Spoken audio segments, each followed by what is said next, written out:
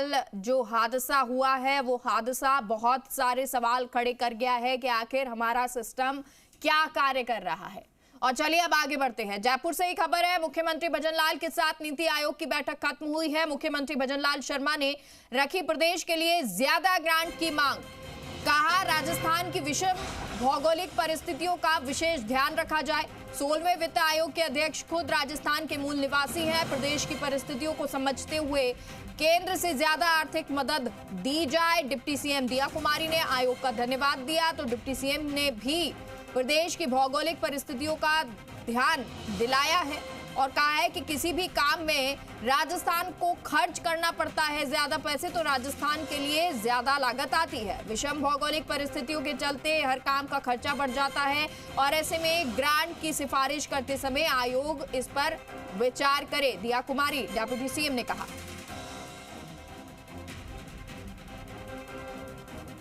और हमारे सहयोगी शशि मोहन इस खबर पर लाइव जुड़ गए हैं। शशि मोहन, क्या कुछ जानकारी है? कई भौगोलिक परिस्थितियों के बारे में कहा गया और उसको लेकर जो है ध्यान रखा जाए, इस तमाम चीजों का जिक्र किया गया। विस्तार से बताएं इस खबर को।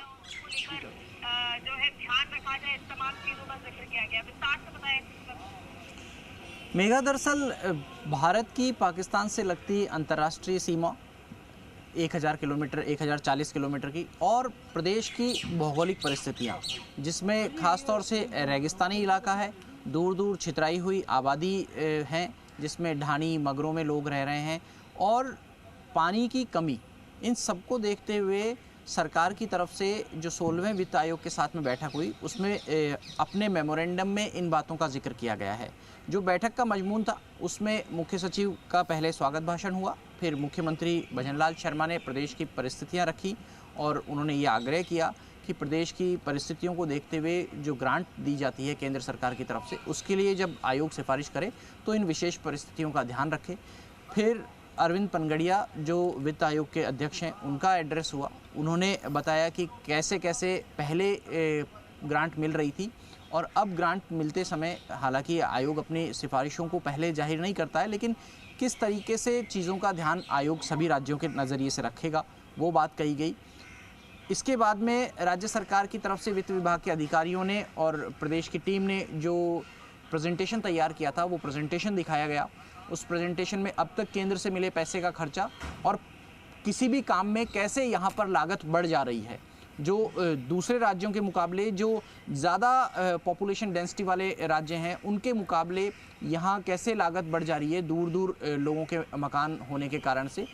और जो यहाँ की ज़मीन अलग अलग जगह की अलग अलग ज़मीन है, झालावाड़ में जिस तरीके से थोड़ी चिकनी मिट्टी काली मिट्टी की ज़मीन है तो वहाँ कॉस्टिंग सड़कों की बढ़ जाती है, कहीं पर रेगिस्तानी इलाका है तो वहाँ पाइपलाइन बिछाने के लिए उसके बेस के लिए फाउंडेशन तैयार करने में ज़्यादा खर्चा हो जाता है। इन सब का जिक्र उस प्रेजेंटेशन में किया गया। उसके बाद डिप्टी सीएम वित्त दिया कुमारी का संबोधन था, उनकी तरफ से एक कहा जाए तो एक मायने में थैंक्स गिविंग था, लेकिन उन्होंने भी प्रदेश की विषम भौगोलिक परिस्थितियों का जिक्र किया। उन्होंने बजट के बारे में बताया। हालांकि इससे पहले जो वित्त आयोग है वो प्रदेश के बजट का अध्ययन कर चुका है क्योंकि बजट की कॉपी पहले मंगवा ली गई थी। FRBM एक्ट जिसमें 3.5% तक राजकोषीय घाटे की अनुमति होती है उसके लिहाज से देख लिया गया है। हालांकि इस बार जो राजकोषीय घाटा है वो 4% से ज़्यादा चला गया है। दरअसल 2020 में जब कोविड आया था तभी से केंद्र ने अपने घाटे को देखते हुए राज्य सरकारों को भी अनुमति दे दी थी कि इसमें FRBM एक्ट की जो सीमा है उसको थोड़ा हद तक लांघा जा सकता है। और इसीलिए आपको ध्यान होगा 2020 का सेंट्रल बजट भी 5% के आसपास जो फिस्कल डेफिसिट का बजट था। लेकिन जो दिया कुमारी ने कहा, उन्होंने विषम परिस्थितियों के साथ में ये भी कहा कि प्रदेश के संसाधनों का बेहतर इस्तेमाल करने का लगातार प्रयास किया जा रहा है। UDH मंत्री झावर सिंह खर्रा भी इस बैठक में शामिल हुए थे, हालांकि वो थोड़ी देर पहले चले गए क्योंकि उनका विधानसभा में ध्यानाकर्षण प्रस्ताव विभाग का लगा हुआ था, उसमें भी जवाब उन्हें देना था। दरअसल प्रदेश में पानी की जो उपलब्धता है उसका भी हवाला यहाँ पर दिया गया है और जो इंडस्ट्रियल डेवलपमेंट अब तक हुआ है और आगे क्या सरकार के प्रयास हैं, किस तरीके से लोगों को रोजगार मुहैया कराने के काम सरकार कर रही है, इन सब पर बात रखी गई है। और 16वें वित्त आयोग का जो प्रतिनिधिमंडल है वो तकरीबन 2:45 बजे के आसपास मीडिया से भी रूबरू होंगे, ऐसा कार्यक्रम बन रहा है। और उस दौरान भी हम दर्शकों तक पहुंचाने की कोशिश करेंगे कि वित्त आयोग का नज़रिया क्या है प्रदेश को ग्रांट देने के लिहाज से। हालांकि अब तक जो ग्रांट दी जाती रही है वो सरकारों को मिले हुए पैसे और उसकी उपयोगिता को ध्यान में रखते हुए दी जाती रही है, और अभी भी ऐसा ही होगा।